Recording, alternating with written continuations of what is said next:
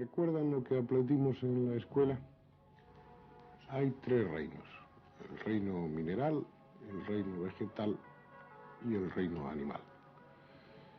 Ya saben lo importante que es ordenar, clasificar, tener perfectamente archivado todo aquello que compone nuestro entorno.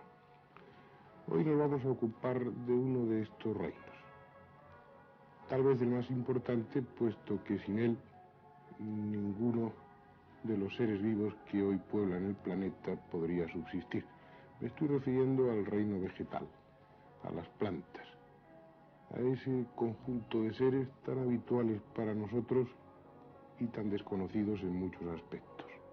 Probablemente las plantas son las auténticas dueñas del planeta, al menos las responsables de que todo siga funcionando. 64 millones de kilómetros cuadrados de superficie de la Tierra están cubiertos por plantas que realizan el químico milagro de la fotosíntesis. De esta forma eliminan el anhídrido carbónico y producen oxígeno. Los hombres consumimos al año unos 400.000 millones de toneladas de alimentos, y esta tremenda cantidad es directa o indirectamente de origen vegetal. Comemos y respiramos gracias a las plantas, lo que no es inconveniente, como ya comentábamos en otra ocasión, para que cada día destruyamos extensas zonas vegetales. Están ahí, nos hemos acostumbrado a verlas, a utilizarlas, a consumirlas, y las desconocemos casi totalmente. Son algo mucho más vivo, más dinámico de lo que imaginamos. Lo que pasa es que sus movimientos son muy lentos y apenas los percibimos.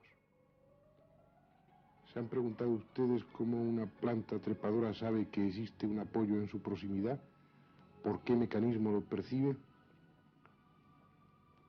Porque en el espacio de unas horas o unos días extenderá sus ramas hacia ese tronco o esa estaca o esa pared y terminará agarrándose.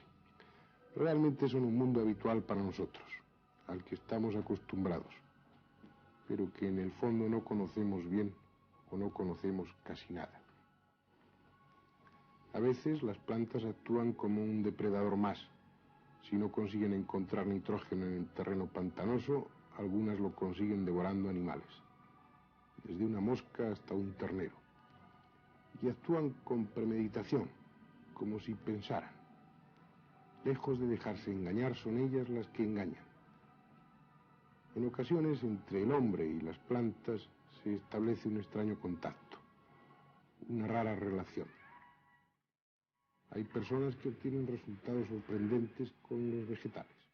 Bajo sus cuidados, el jardín, las macetas, adquieren mucho más esplendor que bajo el cuidado de otras personas.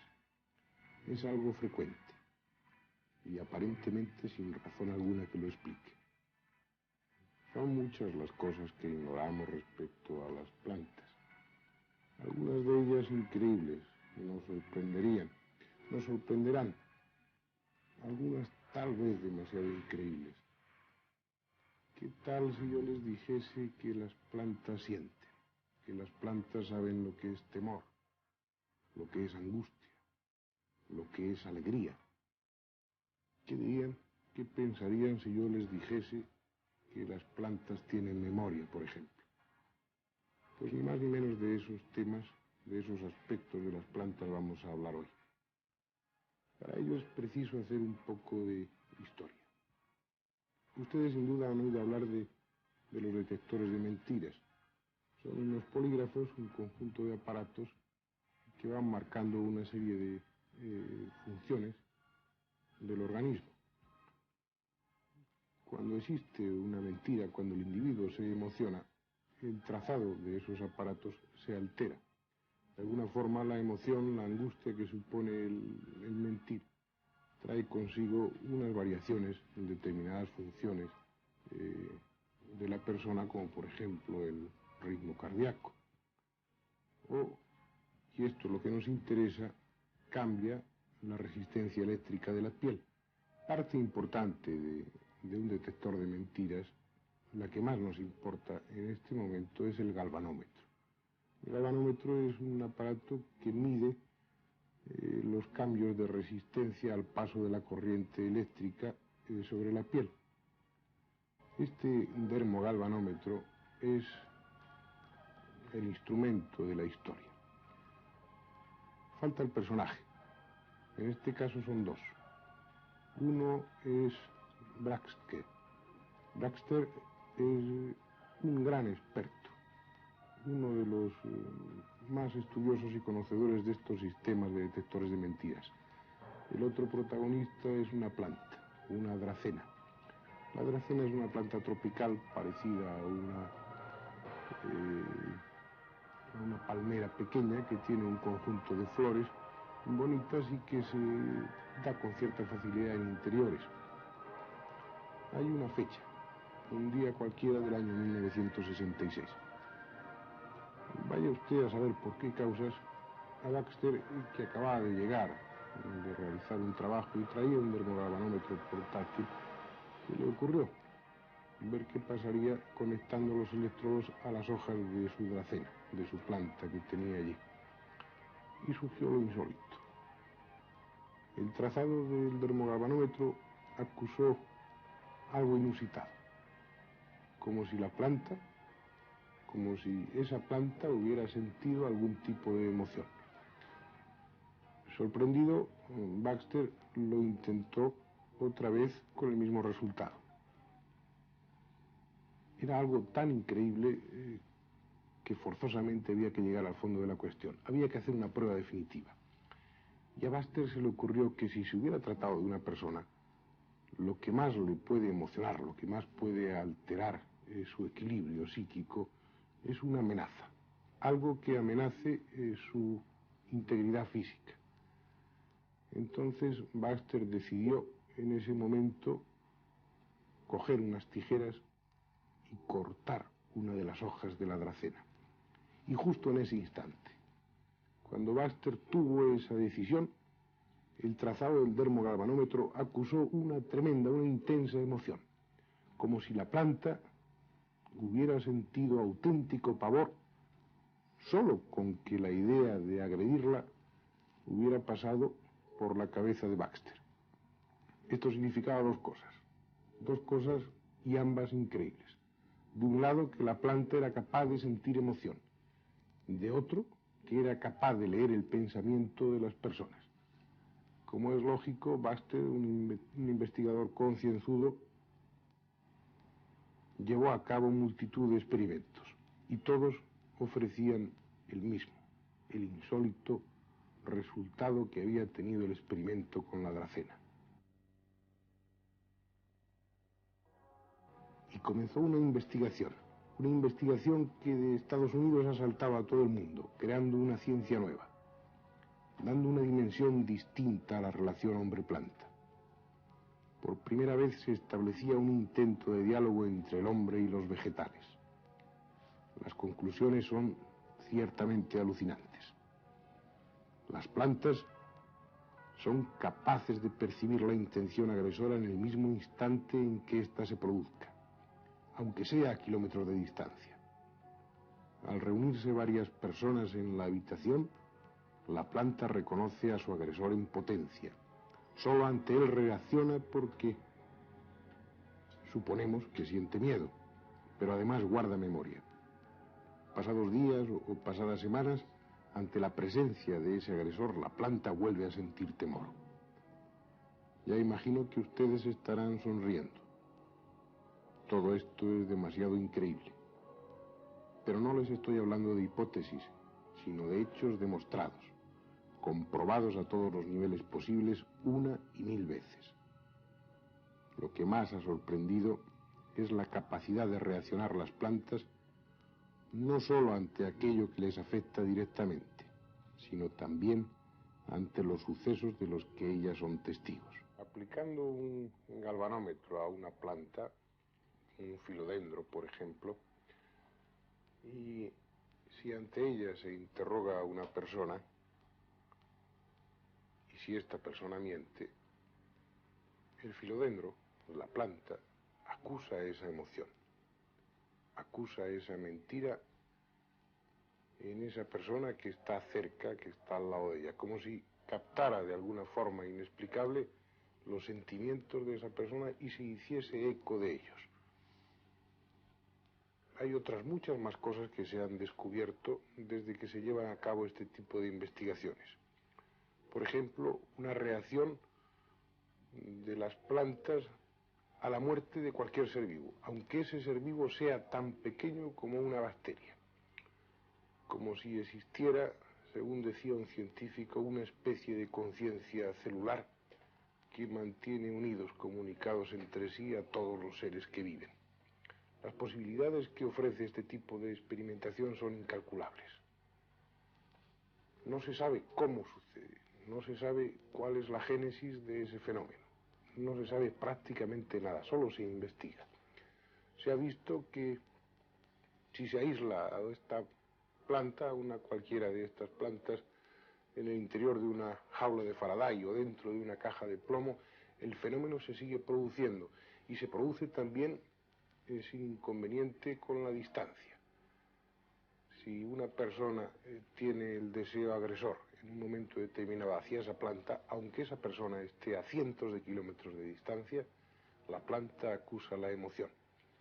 Lo único que parece claro es que de ser un tipo de energía de ondas que sirvan para establecer ese puente, esa comunicación, este tipo de ondas estaría fuera del espectro electromagnético. Algo totalmente insólito, algo totalmente increíble, como si existiera una comunicación primaria entre todas las criaturas vivas que pueblan la Tierra. Estamos en una época fundamental en muchos sentidos. Todo parece encaminarse por un lado hacia la destrucción, pero al tiempo comienzan a hacerse descubrimientos que han de cambiar, si se nos da tiempo, todo el concepto que el hombre tenía sobre sí mismo y sobre el mundo que le rodea. Sobre el mundo que le rodea y del cual el mismo hombre, quiera o no quiera, forma parte. Nuestro amigo Baxter ya no investiga las plantas. Hay miles de personas que lo siguen haciendo, pero él ya no. Ahora trabaja en otro sentido aún más extraño y maravilloso. Un día, al ir a romper un huevo, Baxter observó que una de sus plantas, conectada a un polígrafo, reaccionaba bruscamente. Con buena lógica, Baxter pensó que tal vez ese huevo estuviera fecundado. Y entonces, que desde que se comenzó a investigar, se sabe que sienten todas las plantas cuando en su proximidad va a morir un ser, aunque ese ser sea una bacteria, como les decía antes, o en este caso un huevo fecundado de pocos días. Por curiosidad, Baxter conectó el polígrafo a aquel huevo. Lo tuvo conectado durante 9 horas. Al cabo de ese tiempo observó la línea trazada por el polígrafo y vio que había una frecuencia de unas 160, 170 oscilaciones por minuto que corresponderían perfectamente con la frecuencia de las pulsaciones del corazón de un embrión de pollo de unos cuantos días. Todo parecía confirmar que ese huevo estaba fecundado, pero lo extraño es que en el supermercado le hubieran vendido un huevo fecundado. Y Baxter finalmente rompió el huevo y se llevó la segunda gran sorpresa de su vida. Parece como si el bueno de Baxter estuviera predestinado para llevarse emociones científicas de una talla incalculable como estas dos. Porque aquello, el hecho de que el huevo estuviera sin fecundar, significa ni más ni menos que antes de que se produjese la vida, antes de que se cree el organismo vivo dentro de un huevo, existe la energía que va a animar, que va a poner en funcionamiento a ese futuro organismo. Algo así como decir que el alma existe antes que el cuerpo, o que el aura existe antes que el cuerpo. Algo de lo que las ciencias ocultas venían hablando desde hace mucho tiempo. El descubrimiento que ha encaminado ahora las investigaciones de Baxter por ese sendero es tan descomunal, podríamos decir, que podría hablarse de las posibilidades que ello entraña durante un año seguido y no agotar el tema. Por eso debemos dejarlo y continuar con el tema del que estábamos hablando antes, seguir con las plantas. La misma línea de investigación que iniciara Baxter se está llevando a cabo en los lugares más distintos, más lejanos del planeta. Una serie de experimentos que sitúan al hombre en un entorno mucho más vivo, más dinámico de lo que se imaginaba.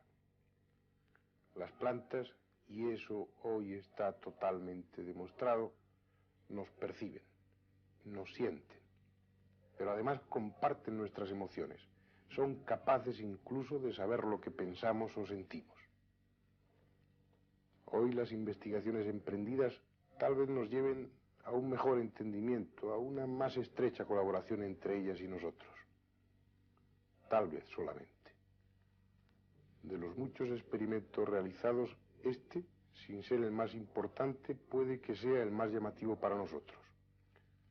Una serie de plantas conectadas a complejos sistemas electrónicos que en vez de producir un trazado sobre un papel, van a transformar los cambios de resistencia eléctrica de las plantas en un sonido.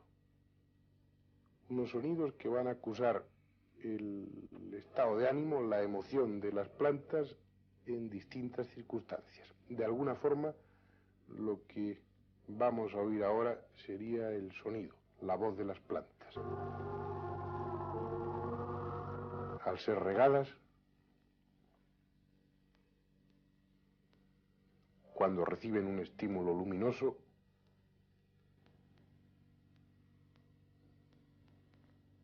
y finalmente cuando son amenazadas por un peligro, como comprobó Baxter en sus primeros experimentos. Es cierto que queda un largo camino por recorrer. Hay mucho que investigar. El fenómeno empieza ya a ser conocido. Empieza a dársele todo el valor que tiene, toda su tremenda importancia. Tal vez cambie, dentro de no muchos años, toda la relación del hombre frente o junto a unos seres con los que lleva compartiendo toda su historia. Unos seres que son más antiguos, más viejos que él. Unos seres a los que hasta ahora no se les conocía apenas, las plantas. Lo que sí es seguro es que nada de lo que hoy hemos comentado aquí es exagerado o está deformado. Es fruto, es resultado de las primeras investigaciones que se han llevado a cabo. Ahora, en este momento, probablemente se haya llegado aún más lejos. Para terminar, yo les propondría un experimento. Ciertamente me van a decir al final que el resultado tanto puede depender de la capacidad telequinética de ustedes o de esta capacidad de las plantas de captar la simpatía, la intención de las personas. Tanto da porque cualquiera de los dos resultados sería ya llamativo y sorprendente. Corten ustedes a un tiesto, a una planta de las que tengan en casa,